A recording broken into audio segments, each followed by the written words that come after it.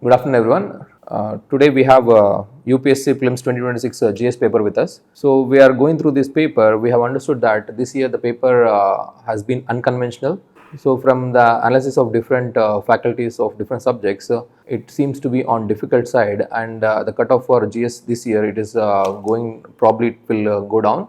So it will be on the lines of 2023 or somewhere. So we have to see about the CSAT also. Depending on difficulty of CSAT, we will get further clarity regarding the cutoff. So when it comes to polity specifically, so there is a lower weightage given to polity this year. There are only 11 questions. Traditionally there used to be 15-16 questions, and out of that 11-12 used to be doable. But this year we can see only 11 questions from polity. So, and polity is one of the highest scoring subjects in UPSC Prelims generally. But because of lower weightage, it is also one of the factor which will result in reduction of cutoff. And out of this 11 questions, it's not on traditional polity style. So they are unconventional, and my colleague Anush sir will talk about the trend of polity. So please. Thank you, sir. So as sir has highlighted, there is a clear shift in terms of polity questions this year. Questions have become very subjective in nature. From last 2 to 3 years itself, that is the visible trend. However, if you see this year's paper, governance section has significant weightage. Other remarkable area is the questions have become very lengthy. It doesn't just test your comprehension skills, it also tests your analytical skills and decision making skills, which is a rather interesting trend this year. Sir, I just want to interrupt.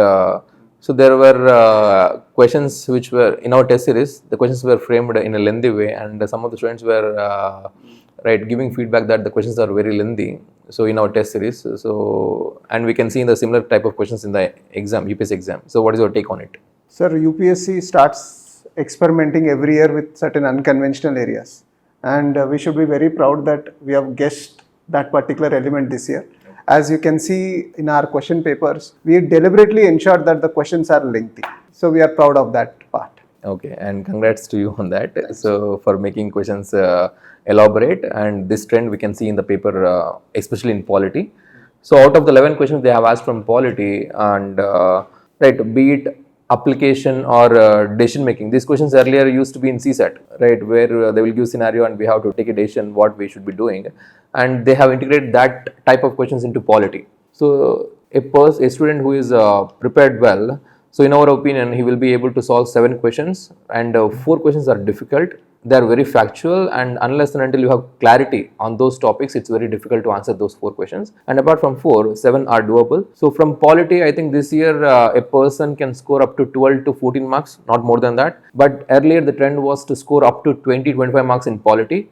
So in polity itself, there is a reduction of around 10 marks. So it will have a severe impact on cutoff, and in our opinion, the cutoff only because of polity will go down by at least 6-7 marks. And taking the input from other subjects, it's definitely going to down significantly this year. It will not be on the lines of last year. Last year it was around 92.66, I think.